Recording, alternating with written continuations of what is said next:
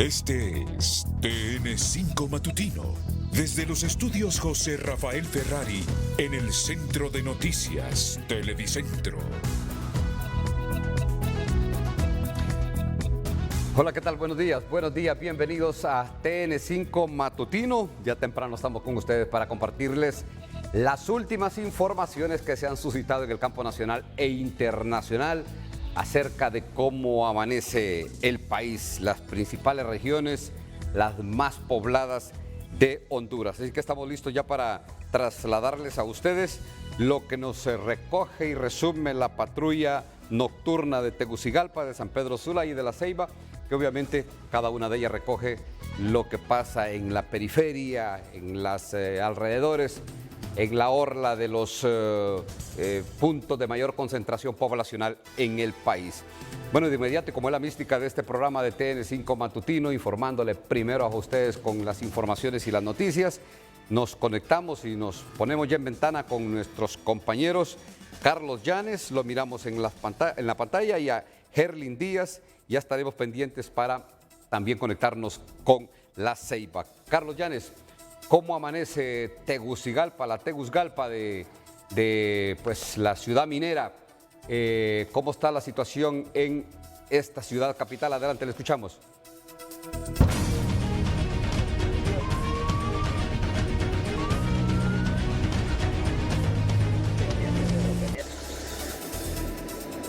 ¿Qué tal, Ulises? Muy buenos días a todos. Pues en la capital amanecemos con bastante tranquilidad. Anochecimos y amanecimos con bastante tranquilidad. Noticia positiva, por supuesto. Pero estamos listos ya con el resumen de la patrulla TN5 de la capital, el cual iniciamos con un atropellamiento de un peatón cuya respuesta médica se tardó más de una hora.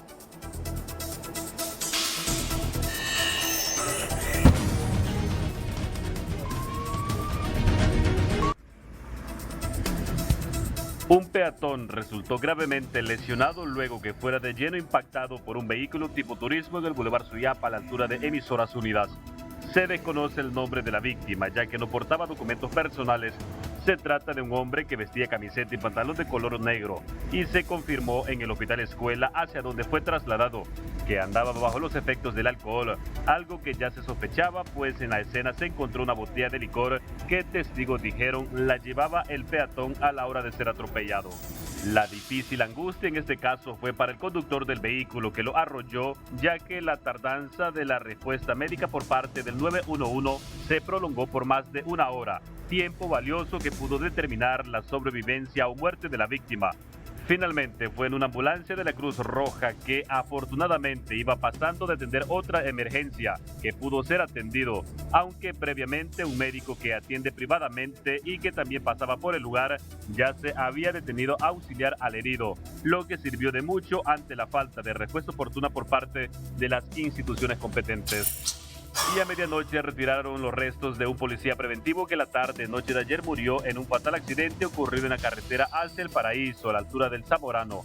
Se trata de Orlin David Lagos Cáceres, quien junto a un compañero policía viajaban en una motocicleta cada uno, cuando fueron arrollados por un camión pequeño, impactando con mayor medida a Lagos Cáceres, que le causó una muerte instantánea. Mientras tanto, el otro policía, que también fue alcanzado, se recupera en un centro médico. Ambos se dirigían hacia la capital procedentes del Paraíso, de donde son originarios, y es hasta ese lugar donde fue retornado el occiso luego de su retiro en la morgue. Y en la colonia San Miguel de Tegucigalpa, un hombre fue arrestado por policía preventivos, dándole cumplimiento a una denuncia de maltrato familiar en su contra. Se trata de un hombre de 24 años, residente en el barrio El Manchén, desde donde su víctima de maltrato de todo tipo llegó a la DPI a interponer la denuncia que hoy lo mantiene tras las rejas. Ulises, retorno con usted mientras nos movilizamos para en próximo contacto volver con información internacional. Bueno, gracias a Carlos Llanes. Nahum Monge ya lo miramos también en una de las ventanas de la pantalla. San Pedro Sula, ¿cómo amanece? Yo creo lleva ya Herlin el tercer o cuarto día de estar en toque de queda. Los mandan a dormir a las 11 de la noche y Bueno, la actividad empieza a las 4 de la mañana, si no estoy equivocado, pero Herlin Díaz tiene actualizada la información de lo que ha pasado en San Pedro Sula. Siempre es agradable levantarse y que nuestros compañeros reporteros nos informen de lo que ha acontecido en el sector al que le dan cobertura, del que recogen la información y no nos reporten muertes violentas, como ha sido el caso en esta oportunidad de Carlos Llanes, que nos dice que amanece tranquila la ciudad y uno se alegra y hasta se sorprende porque son puntos críticos, violentos en el país. Herlin Díaz, buenos días, adelante.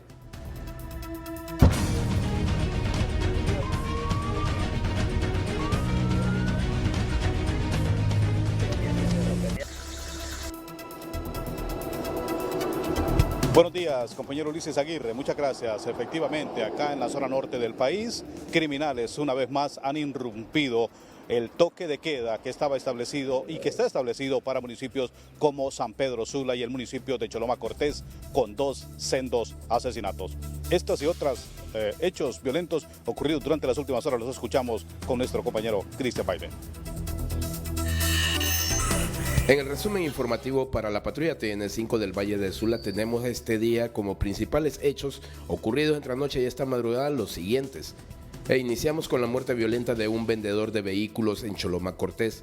Se trata de Maynor Adalid García Maldonado, de 28 años de edad, quien anoche en la calle principal de la colonia El Prado número 1 fue asesinado por un desconocido cerca de un yunker. Este ciudadano fue atacado a balazos cuando se disponía a salir del lugar para llegar a su vivienda a bordo de su vehículo. Y sus familiares anoche que retiraron el cuerpo de la morgue sanpedrana todavía no entendían el motivo del hecho. Sin embargo, la Policía Nacional ya trabaja en las investigaciones pertinentes.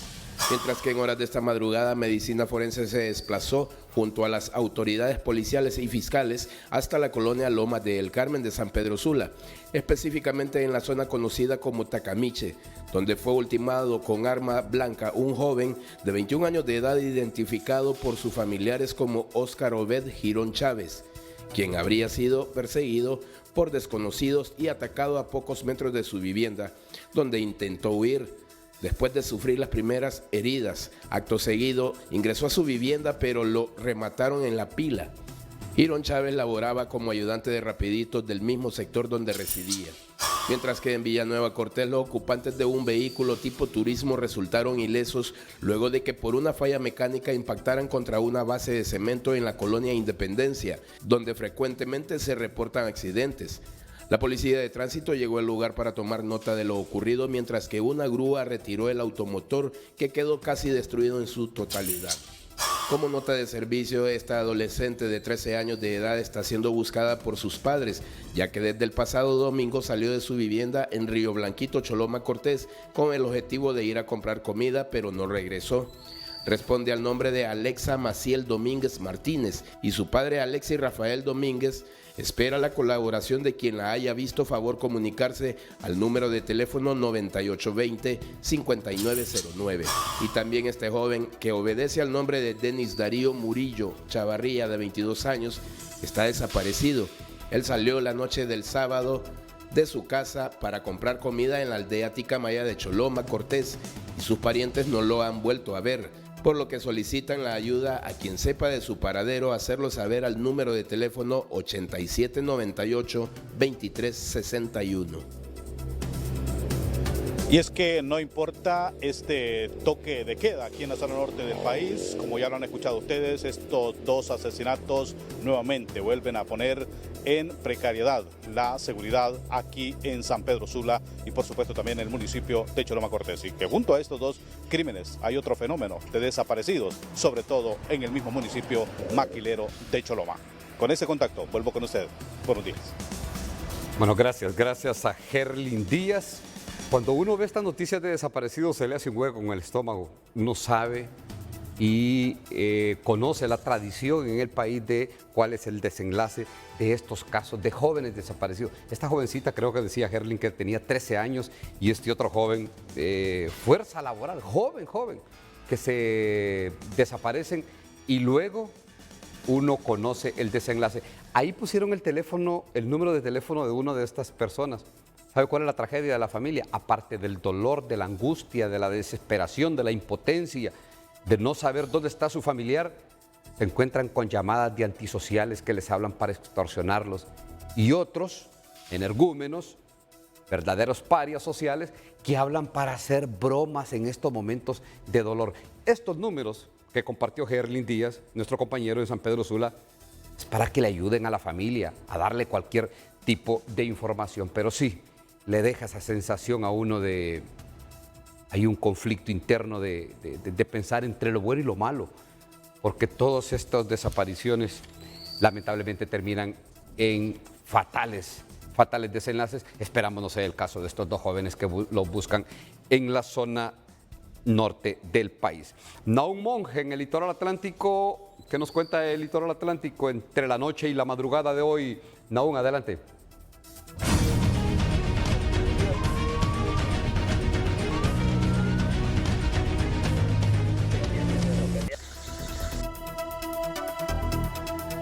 Gracias, Ulises. Televidentes de TN5 Matutino. A continuación, el recorrido en la patrulla TN5 encuentran el cuerpo sin vida de una persona en la colonia Miraflores de la ciudad Puerto de la Ceiba, así como también otro hombre que perdió la vida de manera violenta en Roatán, Islas de la Bahía. Gustavo Bustillo nos tiene todos los detalles. Iniciamos la patrulla TN5 en la Ceiba Atlántida. Se reporta el hallazgo de un cuerpo sin vida de una persona del sexo masculino de la etnia garífuna. El hallazgo se registró en la colonia Miraflores de la ciudad de La Ceiba. Hasta el momento se desconoce la identidad de la persona fallecida.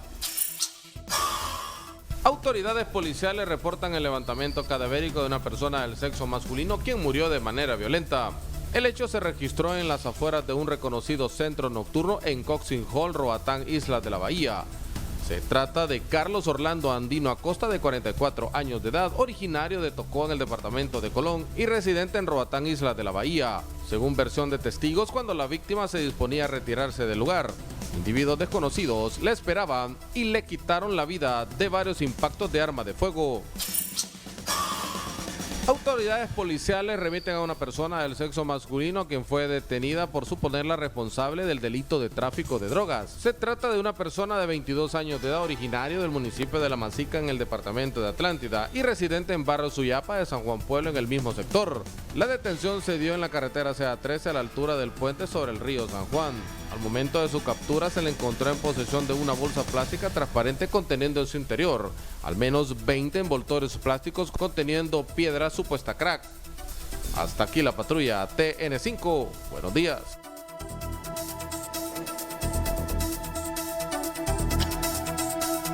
Lo más importante en el recorrido de la patrulla TN5 a esta hora de la mañana, estaremos atentos con noticias desde esta región del país. De momento regreso a Tegucigalpa. Buen día. Bueno, gracias a Nahum Monge, Carlos Llanes y Gerlin Díaz, que nos han dado a conocer o nos han puesto en la actualidad noticiosa de San Pedro Sula, de Tegucigalpa y de La Ceiba, y que recogen obviamente lo que ha pasado en el litoral atlántico, en la zona norte y en la zona centro del país. Vamos a la primera pausa comercial, regresamos y le damos a conocer a ustedes en titulares qué está proyectado para lo que va a pasar este día. Ya volvemos.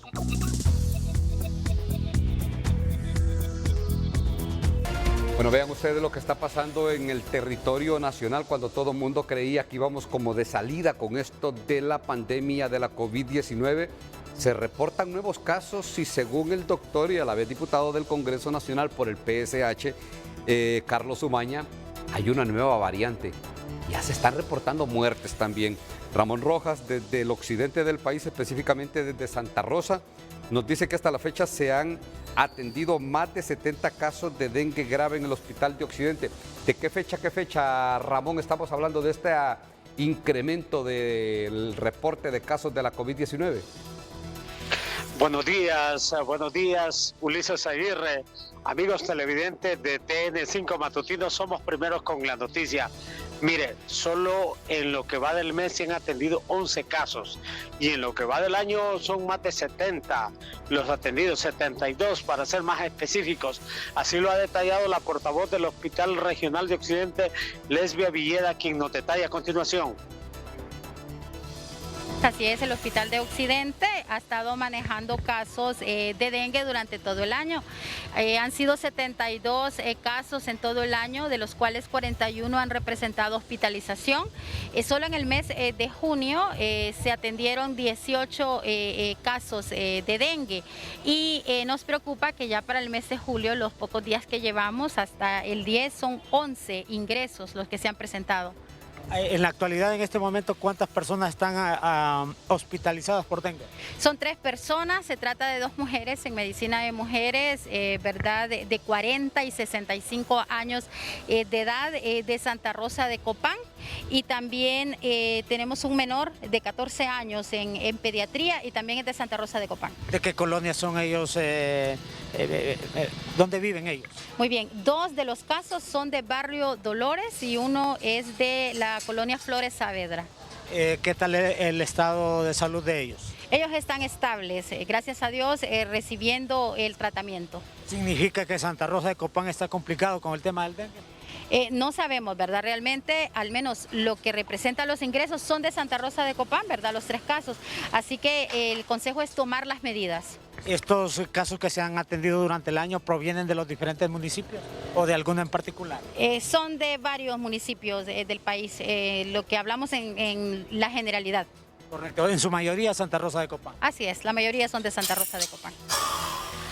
Situación complicada en Santa Rosa de Copán, está la situación del dengue atacando y sobre todo, mire Ulises, 18 el mes anterior y en lo que va del mes, hoy 11, ya llevan 11 personas que son atendidas y hospitalizadas en Santa Rosa de Copán, específicamente en el Hospital de Occidente por el tema del dengue. Así que hacemos el llamado a la población para que tenga cuidado, sobre todo después de las 3 de la tarde que sale el mosquito transmisor del dengue a buscar a sus víctimas. Con usted, Ulises, a la capital de la República. Buenos días. Ramón, y estábamos hablando del caso del COVID.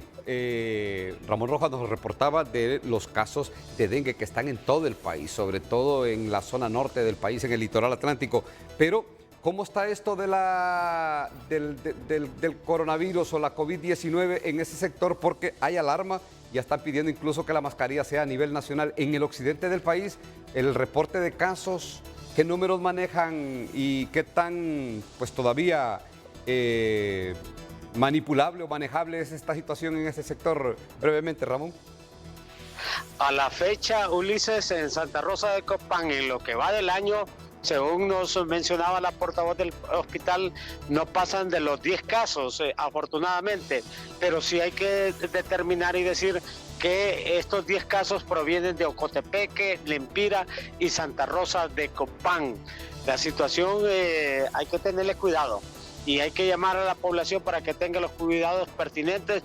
10 casos en Copán, Lempira y Ocotepeque de la COVID-19 hasta la fecha, pero hay que tomar en cuenta que el virus empieza a expandirse nuevamente y ya las autoridades de salud han llamado para que usemos la mascarilla nuevamente. Bueno, gracias a Ramón Rojas desde Santa Rosa de Copán. Y es que circula una nueva variante, pues no sabemos hasta este momento si es mucho más virulenta que las que hemos tenido en el país, pero lo que sí es cierto es que ya está mandando mucha gente a la hospitalización, a la atención médica y a muchos a los cuidados intensivos, a la intubación incluso, que ya es prácticamente el borde de la muerte. Omar Valenzuela, en Ciguatepeque, vean, nos decía y lo teníamos en titular que 4 de cada 10 mujeres embarazadas en Ciguatepeque, pues está hablando de que son menores de edad. Esta es una situación que se registra en todo el país, pero que en unos sectores es mucho más alarmante, mucho más preocupante que en otros y también mucho más recurrente. Omar Valenzuela, desde Ciguatepeque, adelante, le escuchamos. Noticia de impacto en el matutino. Muchas gracias, licenciado. Un gusto y un placer poderle saludar desde la zona central del país. Y tal como usted lo señalaba y como también lo ratifica el licenciado César Lara, que al menos 3 o 4 mujeres a diario son atendidas. Y en este caso que son menores de edad embarazadas. Lo escuchamos a continuación. Bueno, más que todo los rangos que tenemos son bastante altos, ¿verdad? Si nosotros vemos de las personas que llegan al centro de salud, a veces llegan hasta 3, 4 mujeres, ¿verdad? Que son adolescentes, ¿verdad? Son niñas prácticamente, o sea, para nosotros es bien alto, ¿verdad? Y esto lo estamos hablando que es diario que están llegando estas chicas, ¿verdad? Y cuando nosotros empezamos a hacer entrevistas porque nos toca dar la atención psicológica, vemos que estas niñas a veces ya tienen 1, tienen 2 niños, hasta 3 niños, ¿verdad? Con 16, con 15, con 17 años, y para esto pues nosotros necesitamos erradicar y sobre todo, ¿verdad?, educar a los padres de familia, porque la educación sexual inicia en la casa y es diario, ¿verdad? Porque realmente para nosotros es bastante lamentable, como le digo, ver cifras tan altas, ¿verdad?, de niñas adolescentes, ¿verdad?, que están en estado de gestación, y en este problema también que se vienen a dar, unas a veces por abuso, ¿verdad?, otras por personas mayores, que directamente estas niñas han podido salir embarazadas, y que en algunas ocasiones a nosotros nos ha tocado, ¿verdad?, hacer algunas denuncias, ¿verdad?, porque se ha visto que ha habido algún tipo de acoso, ¿verdad? Y como le digo yo, esto pues realmente se manejan datos bastante altos, y sobre todo lo que nosotros vemos es la baja autoestima, ¿verdad?, y la poca tolerancia, ¿verdad?, a esto de lo que nosotros denominamos la violencia doméstica. Así es, escucharon ustedes al licenciado César Lara sobre esta situación que se está presentando grave en la zona central del país, donde al menos 3 a 4 niñas son atendidas de manera, o en este caso para atención psicológica, por sus embarazos prematuros, y que pues, debe de llamar a la reflexión a todas las autoridades. Ulises Aguirre, si no hay consulta, yo retorno con usted. Bueno, gracias a Omar Valenzuela. Les cuento una anécdota así rápido que me pasó en una oportunidad. Estaba aquí por la Basílica de Suyapa, en los alrededores, pues me fui a hacer una presentación. Nosotros, después de que hacemos la pieza informativa, ya casi a cierre, ya lo último que dejamos es hacer una presentación. Y vean, cuando estábamos con el camarógrafo haciendo la presentación, pues nos fuimos a un lugar ahí para que nos tuviéramos de vistada a la capital, y estaban 2 jovencitas, bueno, 2 jovencitas, no, 2 niñas estaban ahí con unos fulanos, con unas pintas. Y ahí me disculpan la estigmatización, los calificativos, pero realmente vean, ellos eran ya mayores. Yo supongo que tenían mayores de 18 años, pero estas niñas, vean, es que eran niñas. Uno le miraba, yo digo que algunas tenía 12 años y parecía que tenía 7. Y la otra le podía calcular ahí como unos 10 años. ¿Qué creen que era? Y las posturas en las que estaba con estos 2 jóvenes rayados. Con su arito y no era un peinado, era un penacho el que cargaban en la cabeza. ¿Qué le puede esperar a estas jovencitas? O sea, ¿para dónde pueden ir estas jovencitas? Si no es que estaban a las puertas de un embarazo. Y me vuelvo a disculpar por la estigmatización, pero eso es lo que nos pasa en el país. Estas jovencitas le revisan las calificaciones y ustedes se dan cuenta que andan muy lejos de lo que pueden esperar sus padres o lo que puede esperar la sociedad. Ese problema lo estamos teniendo. Y por eso no hay que satanizar estas guías sexuales que en alguna medida quieren implementar en el sistema educativo público, porque son orientación, aunque siempre se va a chocar con la pobreza. Pero yo vi estas dos niñas con estos monsalbetes, y ni tan monsalbetes los que estaban con ella. Y eran fulanos jugados, pero estaban a las puertas de un embarazo. Niñas criando niños. Bueno, Carlos Sorto lo tenemos en Gracias Lempira, la sociedad civil. Está lamentándose por la tardía entrega de insumos agrícolas de productos en el departamento de Lempira. Hablando del departamento de Lempira, saludos a mi colega, es paisano, Luis Arturo Morales, uno de los gracianos que le pone alegría a la ciudad de los confines. Los saludo, me acaba de comunicar que está en sintonía con TN5 Matutino.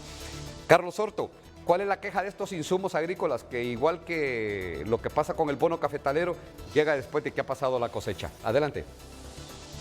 ¿Qué tal? Buenos días, Ulises. Buenos días a nuestra teleaudiencia de TN5 Matutino. Así es. Darwin García Reyes es de la sociedad civil del corredor Colosuca en este departamento.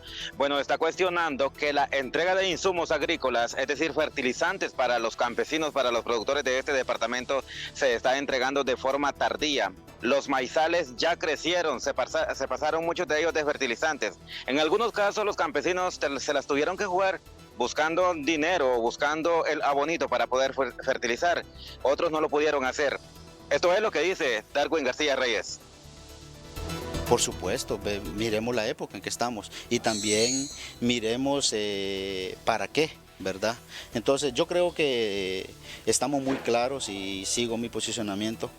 El departamento y toda la población tenemos otras necesidades básicas en general en la zona norte, centro y sur del departamento y esperamos que las autoridades se pongan la mano en la conciencia o puedan ellos cambiar la estrategia de inversión para el departamento del Empira. Los maizales ya están grandes y ha sido tardía esta ayuda. Por supuesto, digamos que si es para lo que es grano básico como maíz y frijol, ya es demasiado tarde. Entonces aquí el llamado que cambien la estrategia, si van a seguir con el asistencialismo y en qué momentos poder hacer estas entregas. Y yo siempre me he preguntado y hablo con mucho de la población del departamento y líderes del departamento, qué tanto impacto tienen un programa social como los que nos han venido dando. Por ejemplo, la entrega de abonos o fertilizantes, entrega de bonos, entrega de bolsas solidarias y entre muchos programas que ha tenido el departamento. Y nos hemos hecho la pregunta, ¿por qué el departamento solo nos viene con este tema de regalía cuando el departamento tiene otras necesidades muy básicas y muy fundamentales, que creo que solo en campaña se mencionan o cada 4 años se mencionan esas necesidades, pero ya cuando se está en el gobierno, pues lo que vemos es asistencialismo o populismo? Muy bien, allí presenciamos declaraciones del representante de la sociedad civil Darwin García Reyes, y es que manifiesta que si este asistencialismo gubernamental en materia agrícola se va a dar para los productores, para los campesinos, debe hacerse con anticipación a las siembras, que son muy tempraneras en este departamento del occidente del país. Ulises, este es mi informe a esta hora. Regreso con usted al estudio.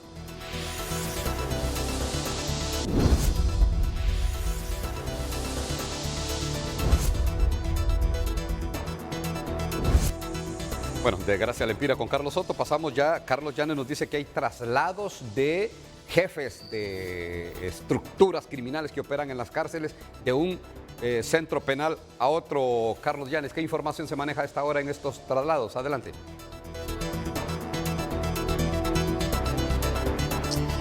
Ulises, bueno, la policía militar en la lucha que ha emprendido con el fin de recuperar el control de los centros penales realiza a esta hora de la mañana nuevas acciones encaminadas a realizar traslados. Tenemos entendido que los traslados se están realizando de la cárcel de Ilama en Santa Bárbara y también de la Tolba en Moroselí.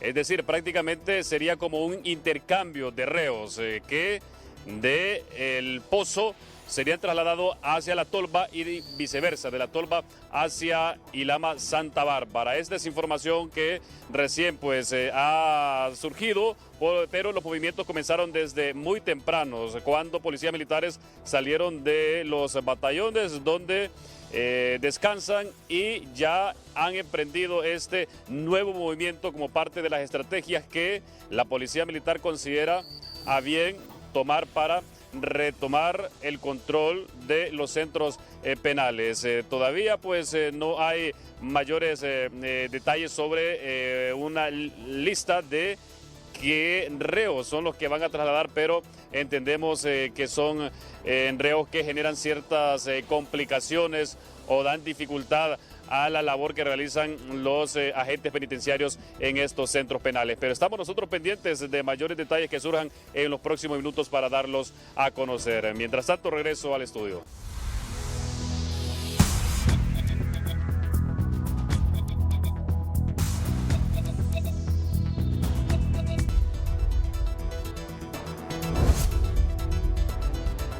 Díaz en San Pedro Sula nos describe de último minuto un atropellado en San Pedro Sula y luego qué ha pasado con los hospitales móviles de San Pedro Sula que están en el abandono y en la ruina. Herlin, adelante, ¿qué ha pasado en esas imágenes que vemos en este momento?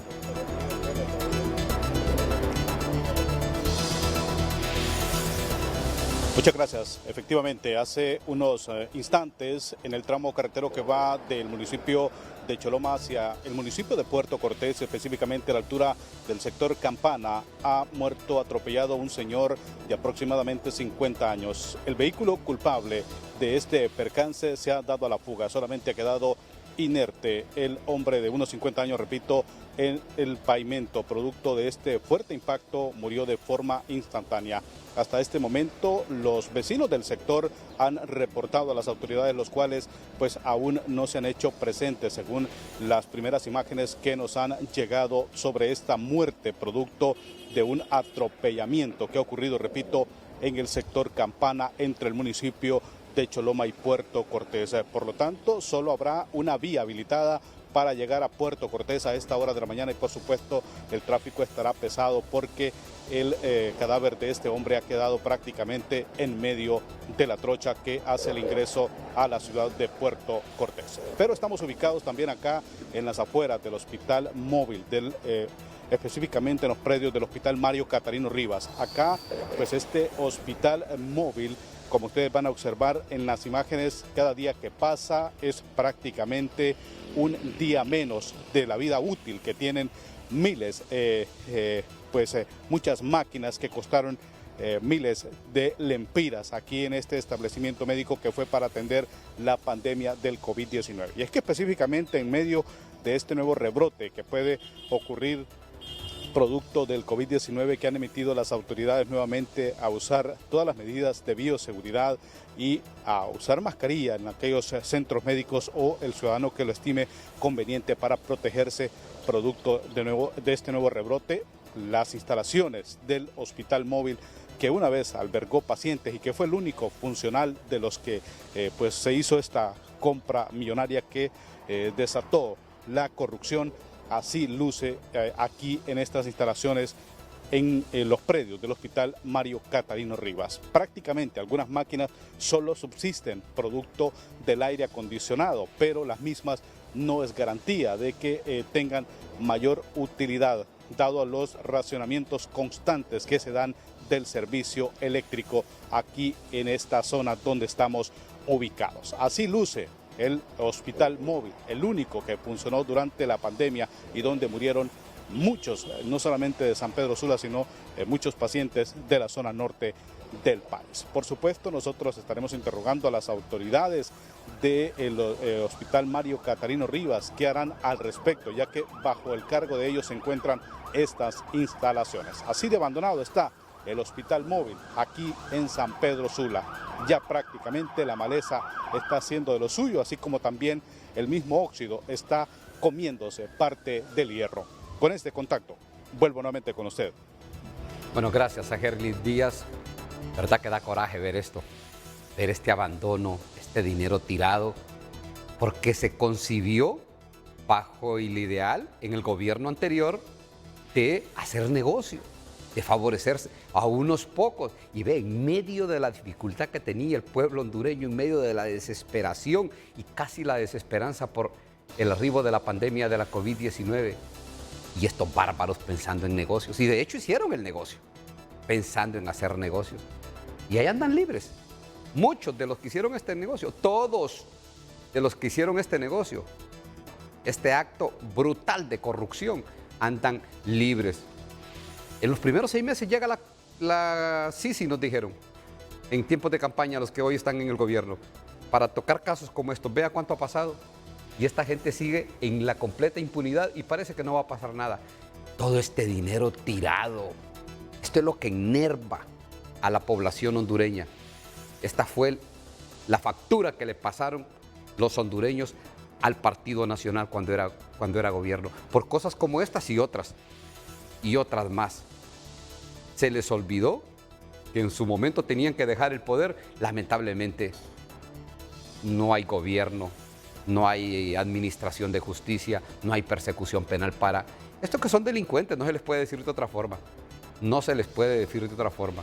Por ahí un personaje del litoral atlántico lo que les podría decir es: van a llevar fuego para aquellos que tienen creencias religiosas, que creen todavía en un infierno y un algo muy cercano a la gloria. Pero esto es imperdonable lo que está pasando con estos hospitales móviles. El único que fue funcional.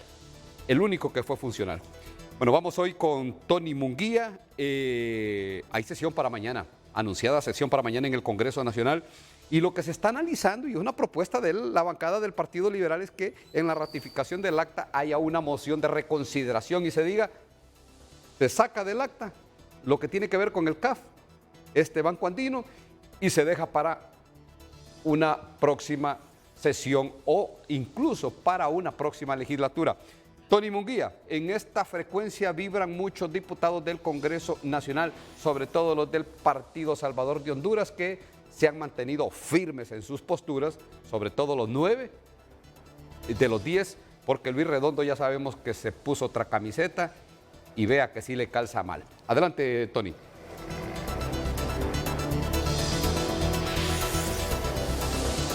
Así es, Ulises Aguirre, esta mañana dialogamos con la diputada del Partido Salvador de Honduras, y así es, siguen firme ante la postura, pero ¿qué opinan ellos sobre esto que ha propuesto en las últimas horas el jefe de la bancada del Partido Liberal de Honduras? Trabaron ellos la agenda legislativa y la quieren destrabar ahora. Doctora, buenos días. Sí, buenos días. Bueno, yo no creo que ellos quieran destrabar nada, ¿verdad? Para nosotros, el Partido Salvador de Honduras, nuestra postura pues es congruente. Estábamos en diálogo, estábamos en consenso con el tema del CAF y por la oferta que tuvieron del Partido Liberal, ¿verdad? Entonces ellos metieron sin consensuar con los demás lo del CAF. En este momento estamos entrampados, entonces quedamos nosotros pensando, ¿por qué? ¿Por qué metieron el CAF si no tenían un consenso solo porque dijeron los liberales y que los liberales ahora ya se retractaron en apoyarlo? Y yo en lo personal veo esto como una estrategia para evitar la derogación de los decretos que en este momento son prioritarios para nosotros, para que se pueda instalar la CICI, para luchar contra la corrupción y la impunidad. Es como una estrategia que se tienen varios partidos políticos, que pueden salir algunos políticos perjudicados con la derogación de estos decretos. Es como empantanar lo que tenían ustedes ya previsto presentar ese día en el Congreso Nacional, esos días en el Congreso Nacional. ¿Qué trasfondo hay aquí entonces? Sí, eso es lo que a mí me parece, ¿verdad? Porque estábamos dialogando. O sea, el Partido Salvador de Honduras estaba en una mesa dialogando y consensuando lo del CAF. Acuérdese que nosotros hemos apoyado todo lo que es del Partido Libertad y Refundación, lo que es su gobierno. Sin embargo, en este momento tenemos muchas dudas si seguir entrando en préstamos, porque tenemos que ver lo que es la ejecución y cómo se están invirtiendo estos fondos y ver la parte de transparencia. Eso era lo que estábamos platicando. Vinieron los del Partido Liberal a decir, sí, tenemos los votos del CAF, obviamente los dieron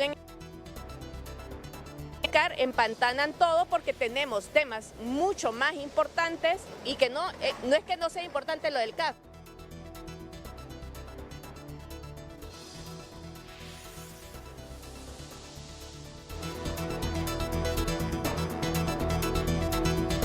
La situación en suspenso, este tema del CAF.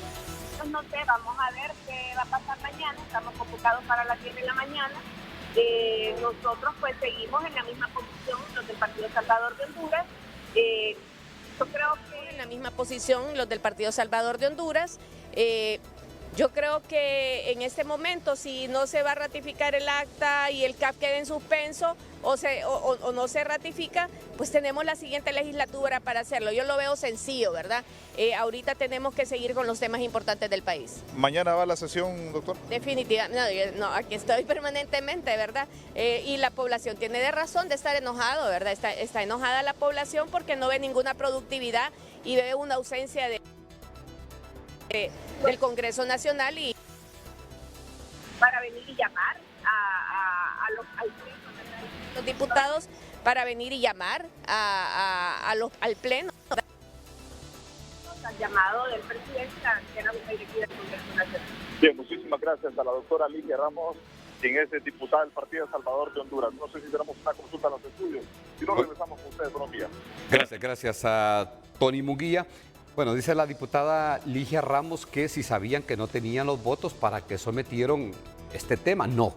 Los votos los tenían, recuerdan ustedes, ajustados, pero llegaron a los 65 votos, que es la mayoría simple en el Congreso Nacional. Lo que pasa, y creo que muchos hondureños lo saben, pero no está de más refrescarlo, es que justamente aprobado el CAF, cuando se iba a ratificar incluso el acta, en ese día se podía ratificar, llega el señor del SAR, Marlon Ochoa, el director del SAR. Vean, le acaban de hacer el favor de aprobarle el CAF y llega este diputado a despotricar en contra de diputados nacionalistas, en contra de liberales, porque estos andan un odio adentro, que andan buscando el escenario para sacárselo.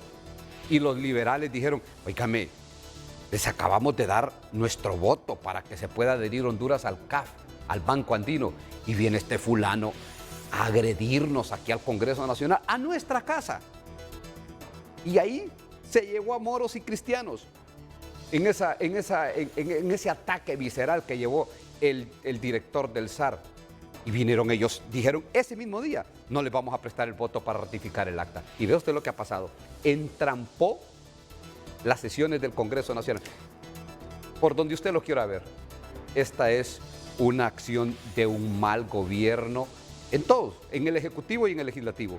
Una mala estrategia que un cipote, un monsalvete como este llegó a tirar por la borda lo que había costado aprobar, que era la adhesión de Honduras al Banco Andino. Así están las cosas en el Congreso Nacional. Producción me indica, nos vamos a la pausa comercial o nos enlazamos inmediatamente con el diputado Marlon Lara, que fue uno de los que se molestó ese día, se incomodó, aun y cuando no había facilitado su voto, ni lo quiso, no votó a favor de esta iniciativa, pero se incomodó ese día que echaron por la borda esta situación. Diputado, ¿se mantiene la postura del Partido Liberal en el sentido de que continúan y ratifican el acta que está pendiente porque contiene otros puntos si se saca de la misma lo que tiene que ver con esta adhesión de Honduras al Banco Andino? El diputado Marlon Lara lo tenemos en la línea telefónica. Adelante, diputado. Muy buenos días, Ramón. Un saludo al pueblo hondureño. Quiero manifestarte que es un tema que debe discutirse en el pleno de la bancada, y no solamente la bancada liberal, con todas las fuerzas políticas también, para que no vaya a quedar ninguna duda de qué es lo que se está realizando, porque si el día de mañana miércoles nosotros logramos un consenso con las otras fuerzas políticas en el sentido de que aceptan todas las fuerzas políticas sacar de el acta, el tema del CAF y ratificar el resto, pues habría que analizarlo desde el punto de vista jurídico, si estamos haciendo algo que sea legal y que no vaya a venir mañana libre y en cualquier momento someter nuevamente a discusión la aprobación del CAF y que ya quede vigente. Entonces no estaríamos haciendo nada más que engañarnos nosotros y a la opinión pública. Tiene que ser un tema discutido y que quede claro que para que se presente nuevamente el CAF tiene que entrar en la próxima el próximo año, en la próxima legislatura, y que no vaya a ser que de repente en un madrugón o en un momento donde los diputados no estén atentos, ellos vayan a querer someter a discusión lo del CAF y que ya quede aprobado. Eso tiene que ser un tema discutido a lo interno de la bancada del Partido Liberal y luego con las otras fuerzas políticas que quede bien claro el procedimiento. Ahora, diputado Ulises Aguirre lo saluda desde los estudios de TN5 Matutino. Ramón Matute, continúa de vacaciones, el próximo lunes estará con ustedes aquí en este espacio. Diputado Marlon Lara, pero el dicho conocido que dice que en guerra anunciada no mueren soldados. O sea, con esto del CAF, asumo yo que los diputados, aun y cuando sea de madrugada, van a estar atentos. Brevemente, ¿no hay forma de sorprender a los diputados con esta, que quisieran hacer una acción o meterlo por la cocina este tema, diputado? Tú bien conoces, Ulises, cómo se maneja el tema del Congreso Nacional. y tú bien sabes que cuando los diputados no están atentos a lo que se está dando lectura, se puede utilizar en cualquier momento para someter este tema a discusión. Inclusive hace 3 semanas o un mes, cuando estábamos en la sesión extraordinaria, un mes aproximadamente en la sesión extraordinaria, se quiso pretender aprobar lo del CAF sorprendiendo a los diputados, pero el abogado Mauricio Villegas estaba muy atento y protestó y no se dio lectura a la aprobación del acta. Correcto. O sea, son temas que se están utilizando en cada momento, y si no queda bien establecido cuál va a ser el procedimiento para volver a someter a aprobación el tema del CAF, puede tomar por sorpresa al resto de los diputados. Eso es lo que nosotros tenemos que discutir, y no solamente la bancada del Partido Liberal. Tiene que tener la aprobación del resto de la bancada.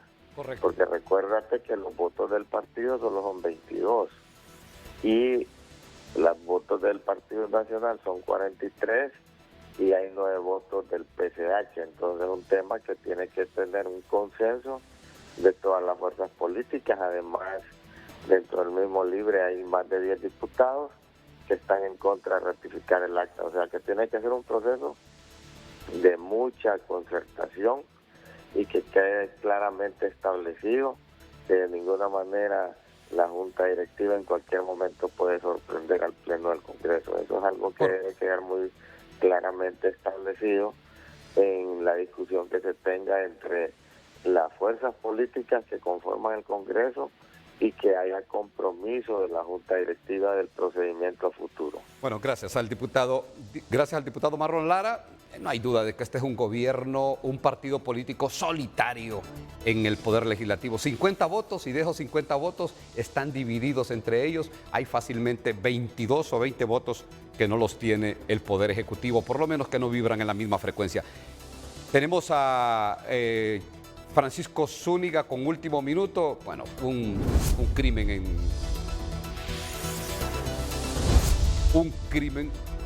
crimen dantesco en la ciudad capital. Francisco Zúñiga, ¿dónde ha sucedido este hecho violento en la ciudad capital, aquí en Tegucigalpa? Adelante, cuéntenos. Gracias, Ulises, te saludo con mucho gusto. Sector El Carrizal, exactamente en la rotonda donde inicia prácticamente el recorrido de la CA5, donde está el movimiento ya fuerte de la CA5. Las imágenes de mi compañero Edin Hochman en alemán muestran exactamente este redondel.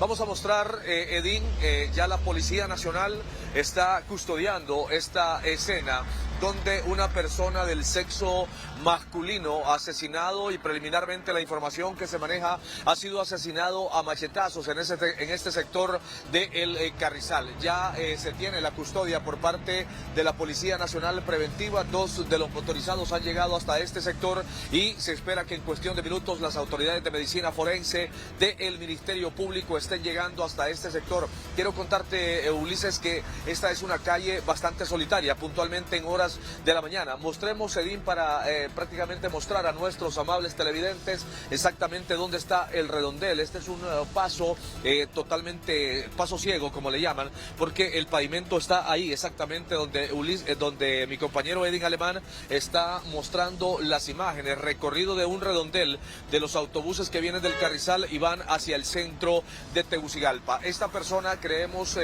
circulaba por este punto cuando fue interceptada por personas que sin mediar palabra le han asesinado. Está asesinado a machetazos. Ulises, lo que está pasando en la capital de la República hoy día martes, un nuevo hecho violento se ha dado. Ulises, si no tienes consulta, retorno contigo.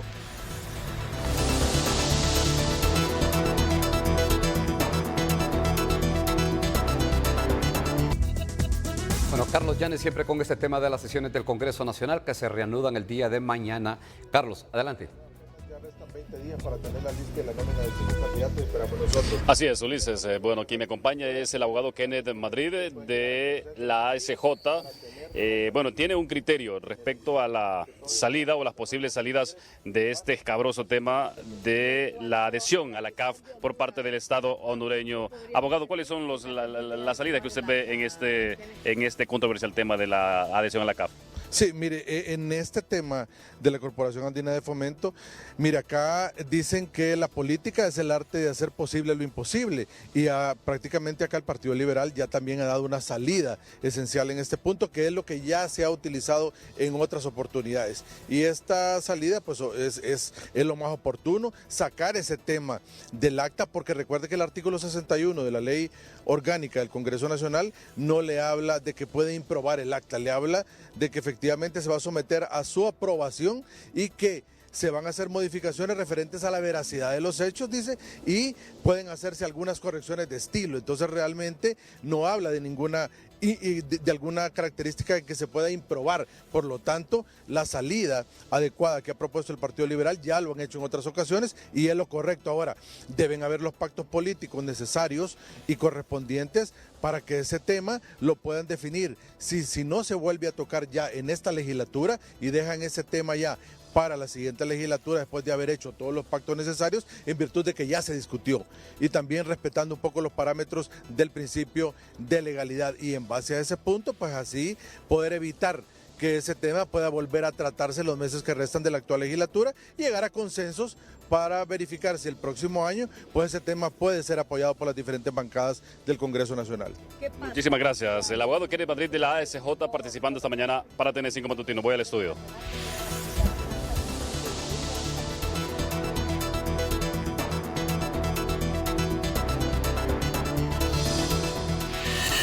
Hola, ¿qué tal? Feliz martes para todos.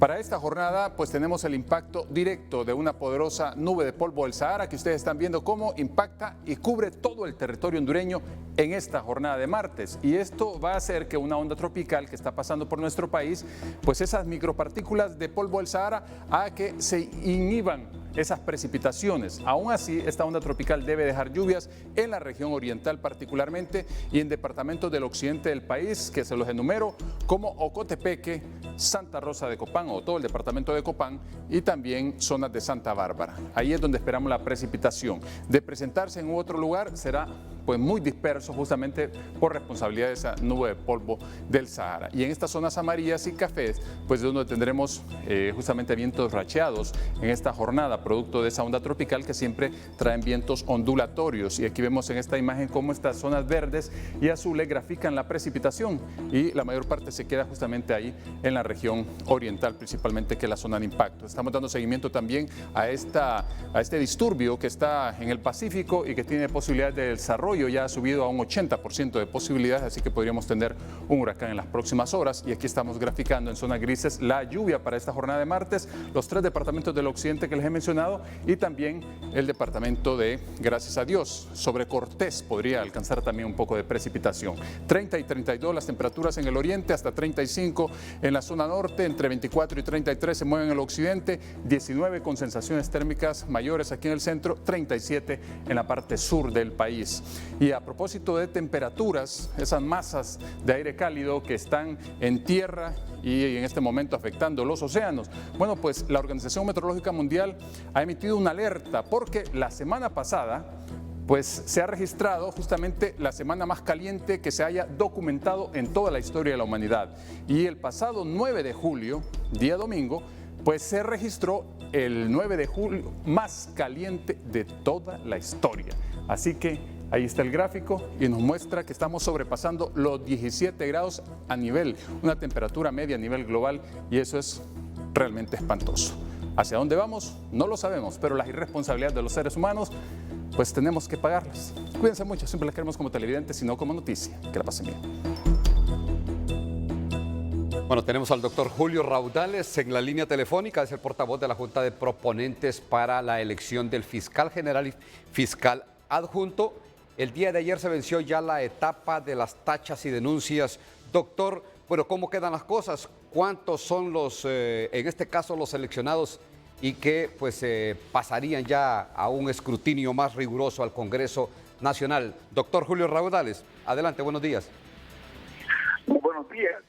El día de ayer a las 12 de la noche, a las 11:59, culminó la etapa de tachas y denuncias, que es el tiempo que se le da a la ciudadanía que tiene conocimiento de algún elemento que pudiera evitar o que pudiera impedir que alguno de los postulados para la Fiscalía General de la República y Fiscalía General Adjunta pudiese continuar en el proceso.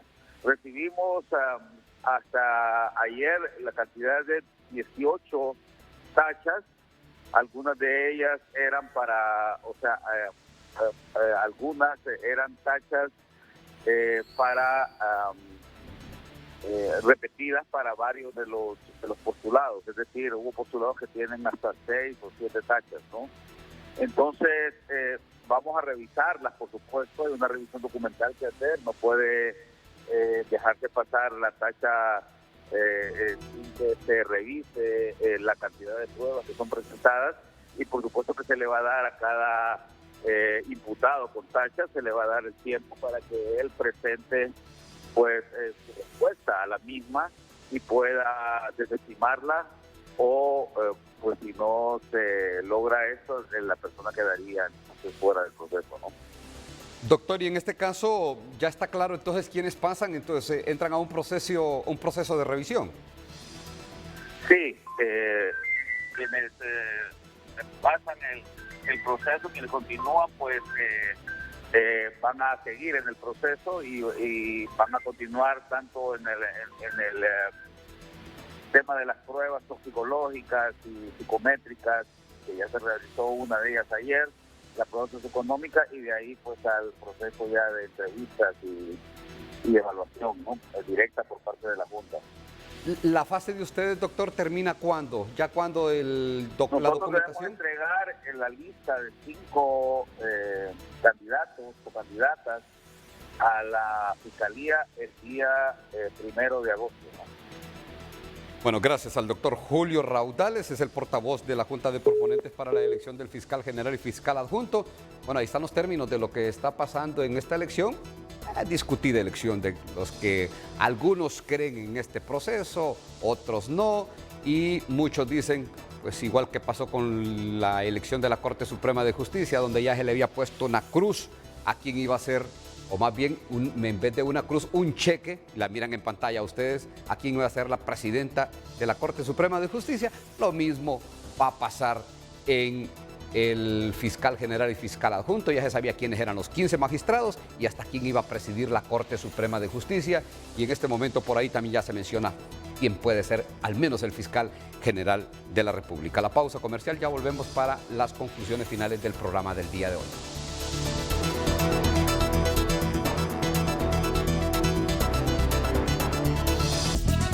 Bueno, llegamos al final de la emisión de Noticias del día de hoy. Lo invitamos a continuar con la programación habitual de Canal 5, El Líder, y el programa Frente a Frente con Renato Álvarez.